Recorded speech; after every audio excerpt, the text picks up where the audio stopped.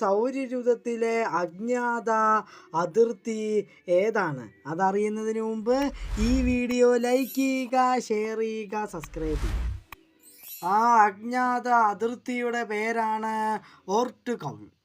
1950 Dutch ആസ്ട്രോണമറായ Jan ഓർട്ടായിരുന്നു ഈ ഒരു theory മുന്നോട്ട് വെച്ചത്.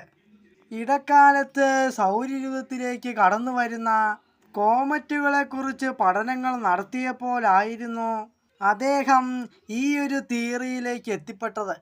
സൂര്യനിൽ നിന്നും 2000 ആസ്ട്രോണമിക്കൽ യൂണിറ്റിൽ സൗരയൂഥത്തിനു ചുറ്റും force and water, methane, ammonia തുടങ്ങിയവയെ കൊണ്ടുള്ള ഒരു സ്പെറിക്കൽ രൂപമാണ് ഓർട്ട് കൗൾട്ടിന് ഉള്ളത്.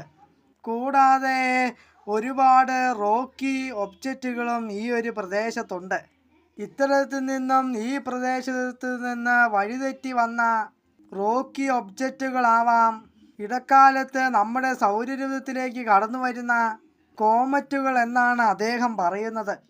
ശരിക്കും ഓർട്ട് കൗൾട്ട് എന്ന് പറയുന്നത് ഒരു തിയററ്റിക്കൽ ഒബ്ജക്റ്റ് ആണ്.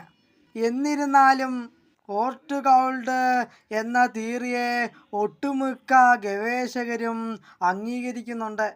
ചിലപ്പോൾ അതാകാം നമ്മുടെ സൗരയൂഥത്തിൻ്റെ യഥാർത്ഥ അതിർത്തി. ഈ വീഡിയോ ഇഷ്ടപ്പെട്ടാൽ ലൈക്ക് ചെയ്യുക, ഷെയർ ചെയ്യുക, സബ്സ്ക്രൈബ് ചെയ്യുക, കമന്റ് അടിക്കാൻ മറക്കല്ലേ. ബൈ.